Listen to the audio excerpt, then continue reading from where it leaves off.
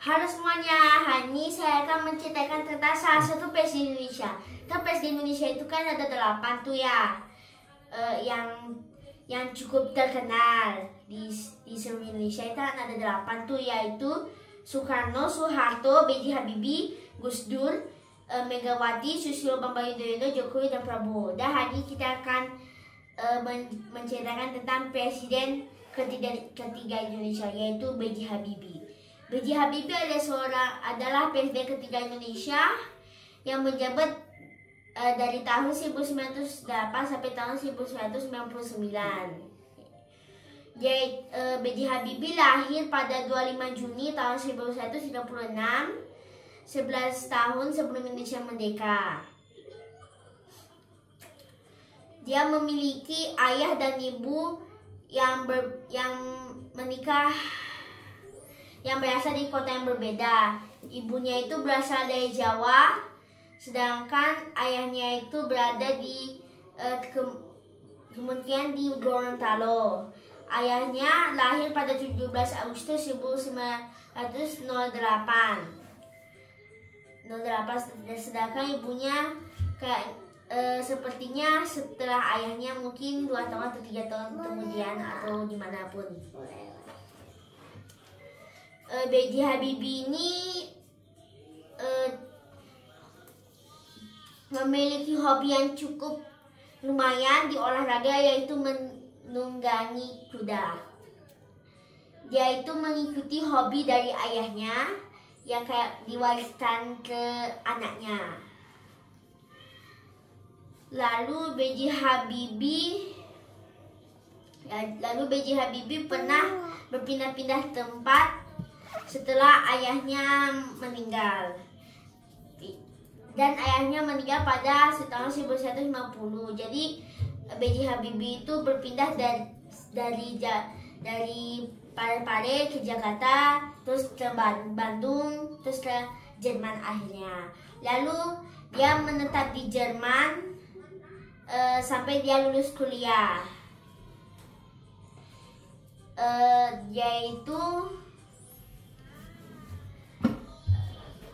Yaitu orang yang bikin Indonesia memiliki pesawat terbang.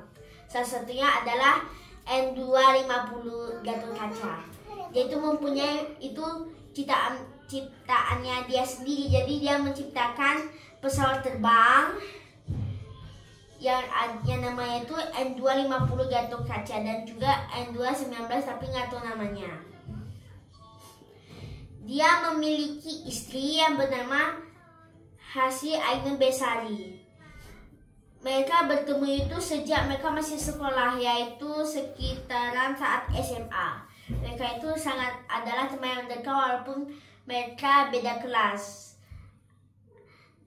Dan mereka berpisah saat mereka lulus SMA karena mereka itu tempatnya itu berbeda kuliah, jadi berpisah tempat. Dan pada tahun 1962 B.J. Habibie menikah dengan Hasri Ainun Besari dan memiliki 2 anak, yaitu Ilham Habibie dan satu laginya kayaknya saya lupa, nanti cari-cari aja. Setelah itu B.J. Habibie itu pindah ke Jerman lagi bersama istrinya setelah menikah di Indonesia. Lalu mereka menjadi kehidupan yang sangat sulit di situ, dari berpindah tempat sampai B.J. Habibie membantu kehidupan Ainun. Dan setelah itu B.J. Habibie itu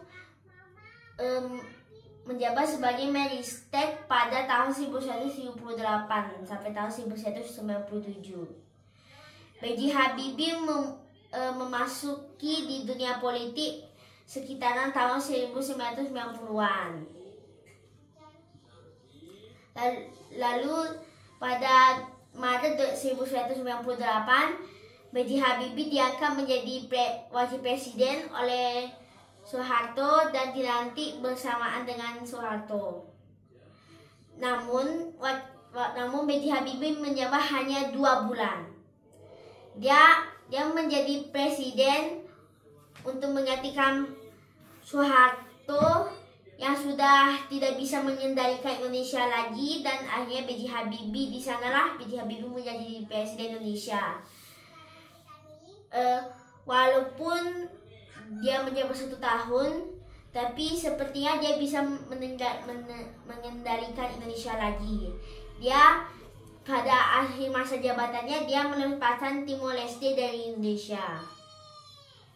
Dan juga setelah menjabat jadi presiden, dia itu mempunyai perusahaan atau gimana yang namanya itu The Habibie Center, sama kayak The Carter Center, namanya juga sama. Setelah itu B.J. Habibie menjalankan kehidupan seperti sebelum dia menjadi presiden. Lalu pada 22 Mei tahun 22 Mei 2010 ada hari yang menyakitkan bagi B.J. Habibie. Karena orang yang sangat tercinta dan tersayangi, yaitu Ainun, meninggal dunia karena suatu penyakit di Jerman. Lalu Ainun dimakamkan di TMP Kalibata. Saat itu Susilo Bambang Yudhoyono menjadi inspektur upacara pemakaman B.J. Ainun Besari. Dan saat 100 hari setelah Ainun dimakamkan, banyak orang yang datang untuk ziarah. Dan Habibie itu sangat tidak bisa melupakan sosok yang sangat dicintai dan disayangi. Dan B.J. Habibie setelah Ainun Besari meninggal, B.J. Habibie sering ke makamnya dan bikin orang-orang bingung karena seharusnya B.J. Habibie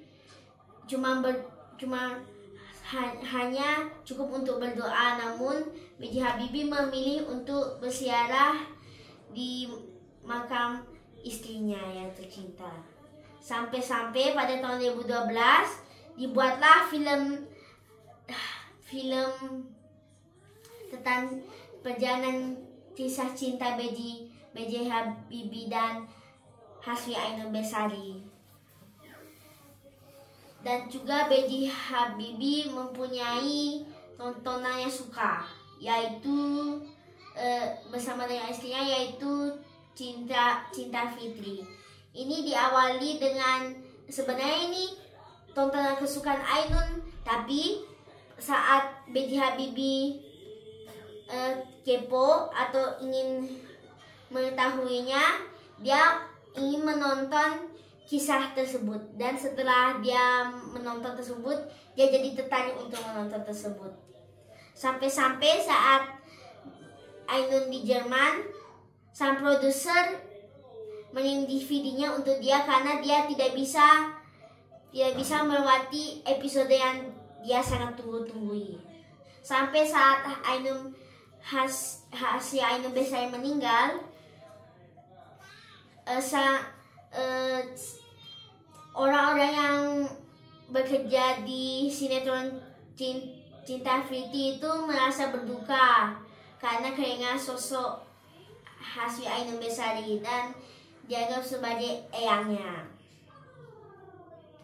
Dan B.J. Habibie juga punya makanan kesukaannya, yaitu salah satunya adalah sayur asem dan juga sambal terasi itu.